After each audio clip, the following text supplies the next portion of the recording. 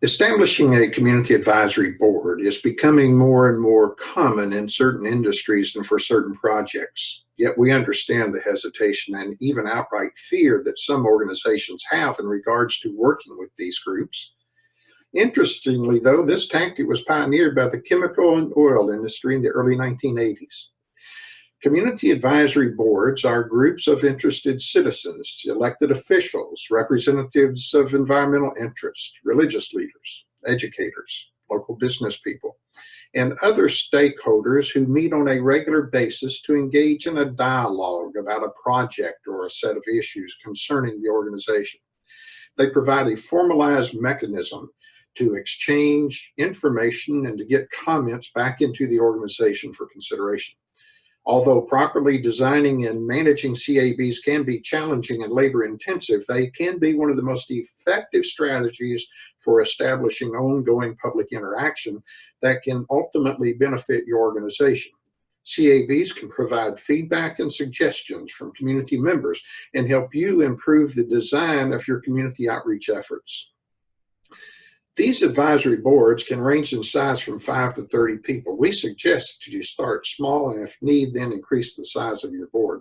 They meet to discuss specific issues. The meetings provide forums for fairly detailed and sometimes more technical discussions of proposed construction activities, remediation plans, and priorities in regards to emergency response plans and emerging issues.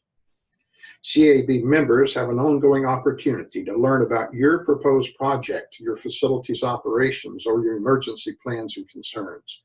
They take tours, engage in discussion about your issues and concerns, and reflect their own questions, issues, and concerns to you and your representatives. They can assist in hosting neighborhood coffees and site tours. Setting up a CAB requires careful consideration of who should be members, who will be reasonable, and who will be representative of the community, and who will actively participate. CABs can be set up for a limited duration or for an ongoing time with a standing board with well-defined limits and a charter. It's important that such advisory boards have an independent facilitator, a set agenda, and have an agreed-to set of well-defined operating principles. Once an organization sets up a CAB, that organization must be prepared to accept at least some of the advisor's inputs and suggestions and act on all of their comments to ensure the communications loop is closed. The credibility of the organization's commitment to the CAB is then maintained. This doesn't mean the organization has to implement each and every suggestion. It means that when the organizations find suggestions that are impractical, impossible, or not in their best interest, an explanation is required to close the matter with the CAB. To do less does not honor the investment of the CAB's time and energy. However, before establishing a CAB, there are 10 things you should know and must do. 1, research all the issues in the communities you'll be working in.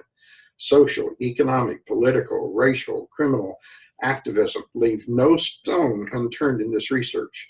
Ensure your management understands the pros and the cons of establishing a CAB based on this research.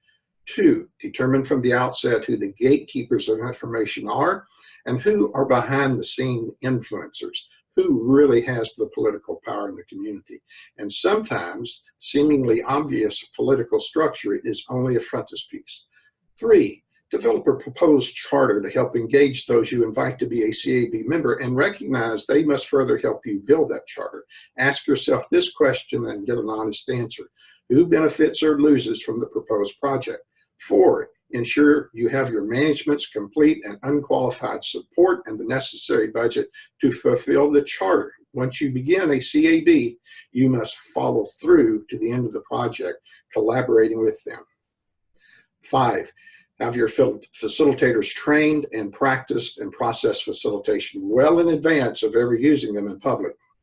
Facilitators should be neutral and simply facilitate, not advocate in the CAB meeting, especially advocate for you. 6, be patient, courteous, and respectful at all times. CAB meetings now and then can go south quickly.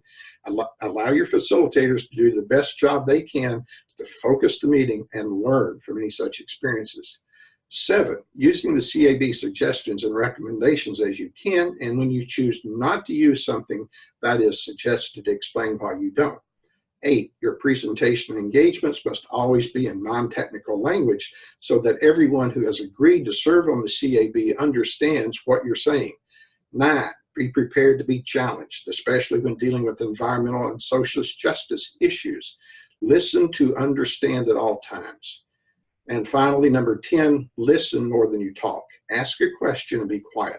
Once you've established credibility and integrity of the facilitation process, show respect, demonstrated the desire to be collaborative and communicative, let the process work for you. Always have a formal record of your meetings that will be shared with all members. Therefore, it is important to set well-defined parameters so the CAB understands what to expect from the organization. The organization must craft a well-defined proposed charter that spells out exactly the parameters. The charter should also define very carefully what the CAB can expect from the organization. This will ensure no misunderstandings will occur. The purpose of a CAB is to establish ongoing trust and rapport, and it provides opportunities for face-to-face communication. This type of communication is critical and too often underestimated. CABs are beneficial, yet very time-consuming and can become onerous. However, there is simply no substitute for personal communications, and CABs are just one vehicle for consideration. We encourage you to combine your CAB with the collaborative informed consent process.